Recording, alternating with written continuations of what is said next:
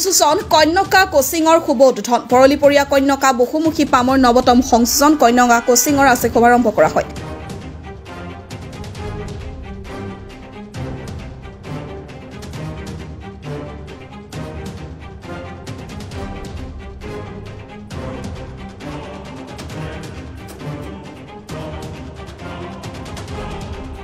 জামুগুৰিহাটৰ বাৰেচহৰীয়া সাংস্কৃতিক প্ৰকল্পত আজি কোচিং চেণ্টাৰৰ বন্তি প্ৰচলনেৰে শুভ উদ্বোধন কৰে শোণিতপুৰ জিলা আয়ুক্ত অংকুৰ ভৰালীয়ে।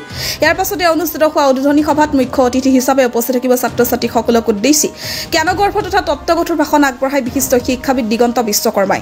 বৰ্তমান বাণিজ্যিক তন্ত্ৰৰ চুকত কন্যকাৰ দৰে অনুষ্ঠানে সিদৰে বিনামূলীয়াকৈ ADRA SSC APSC আদিৰ লগতে আন প্ৰতিযোগিতামূলক পৰীক্ষাত উত্তীৰ্ণ হ'ব পৰাকৈ এইদৰে কোচিং চেণ্টাৰৰ ব্যৱস্থা কৰাটো নিঃসন্দেহে ইতিবাচক চিন্তাৰ পৰিচয় বুলি কয় বিশিষ্ট চিন্তাবিদগৰাকীয়ে। উদ্বোধনী অনুষ্ঠানত চতিয়া সমষ্টি বিধায়ক পদ্ম হাজৰিকা নগাঁও সমষ্টিৰ আয়ুক্ত মানৱ কুমাৰ শইকীয়া উপস্থিত আছিল। গতিকে আজি আৰম্ভ হৈছে আপোনালোকে দেখিছে কন্যকা কোচিং চেণ্টাৰৰ সঁহাৰি বিপুল আমাৰ ছাত্ৰ ছাত্ৰীসকলে ৰাইজৰ আশীৰ্বাদ সহযোগে প্ৰতিফলন কৰিছে।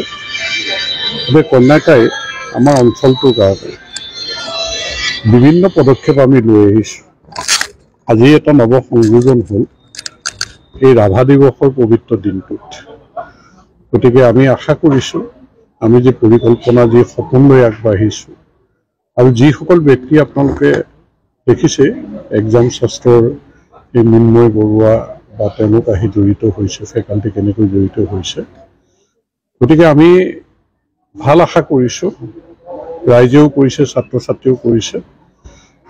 ঈশ্বৰৰ ওচৰতো প্ৰাৰ্থনা জনাইছোঁ ৰাইজৰ আশীৰ্বাদত সকলোৰে সহযোগত আপোনালোক সকলোৰে সহযোগত আমি আমাৰ লক্ষ্যত উপনীত হ'ব পাৰিম। কন্যাকাই যি যাত্ৰা কৰিছে আজি এই নৱ সংযোজনে আৰু আমাক আচলতে ৰাইজৰ মাজত প্ৰতিষ্ঠিত কৰিবৰ কাৰণে সক্ষম হ'ব আৰু আমি অঞ্চলটোৰ কাৰণে আমাৰ নিবনুৱাসকলৰ কাৰণে ছাত্ৰ ছাত্ৰীৰ কাৰণে আমি কিবা এটা কৰিবলৈ সক্ষম হ'ম। তাৰ কাৰণে সকলোৰে আশীৰ্বাদ বিচাৰিছোঁ। মই মুখ্য অতিথি হিচাপে ইয়াত উপস্থিত থাকিব পাই মই অতি আনন্দিত আৰু ইতিমধ্যে আমাৰ যিখিনি বক্তব্য আমি কৈছোঁ, কিন্তু ইয়াতে দুটা তিনিটা দিশ মই মিছা তোষামোদ কৰা নাই। আমি এই গোটেই বৰ্তমানৰ যিখন পৃথিৱী আমি জানো যে কমাৰ্চিয়েল ৱৰ্ল্ড আৰু এই বাণিজ্যতন্ত্ৰৰ যুগত যিটো সময়ত আমি প্ৰত্যেকে কওঁ যে এনেকুৱা ধৰণৰ কোচিং ইনষ্টিটিউটছ আৰ লুটিং, আমাৰ ছাত্ৰ ছাত্ৰীসকলক চাকৰিৰ প্ৰলোভন দেখুৱাই তেওঁলোকক লুট কৰি আছে। সেই সময়ত ইয়াত আপোনালোকৰ চতিয়া সমষ্টিৰ মাননীয় বিধায়ক ইয়াত এটা বিনামূলীয়া কোচিঙৰ চেণ্টাৰ এই কন্যাকা কোচিং চেণ্টাৰৰ জৰিয়তে কৰিছে। এইটো নিশ্চিতভাৱে প্ৰশংসনীয় কাম আৰু সেইবাবে মই পুনতে এই জ্যেষ্ঠ বিধায়ক অসমৰ জ্যেষ্ঠ বিধায়ক সন্মানীয় বিধায়ক পদ্ম হাজৰিকা মহোদয়ক কৃতজ্ঞ চিত্তে মই ধন্যবাদ জ্ঞাপন কৰিছোঁ। আৰু দ্বিতীয়তে আমি আপোনালোকে যিসকলে জানে আমি ছাত্ৰ ছাত্ৰীসকলৰ মাজত বিদ্যালয় মহাবিদ্যালয় বিশ্ববিদ্যালয়বিলাকৰ এই বিদ্যালয়সমূহতেই আমি ঘূৰি ফুৰোঁ। অসমৰ ইমূৰৰ পৰা সিমূৰলৈ আমাক বক্তৃতা দিবলৈ মাতে। আমি য'তেই ছাত্ৰ ছাত্ৰীসকলক পাওঁ আমি ছাত্ৰ ছাত্ৰীসকলক জীৱন গঢ়াৰ ক্ষেত্ৰত অলপ যদি পথ প্ৰদৰ্শন কৰিব পাৰোঁ তেনেহ'লে আমি নিজেই নিজক আনন্দিত অনুভৱ কৰোঁ।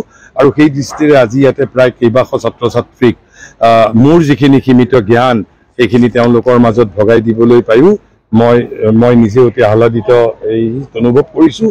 আৰু আমাৰ কথাই যদি তেওঁলোকক যদি এজন ছাত্ৰ ছাত্ৰীকো যদি ভবাই তোলে তেনেহ'লে সেয়াই আমাৰ সাৰ্থকতা বুলি আমি গণ্য কৰিম।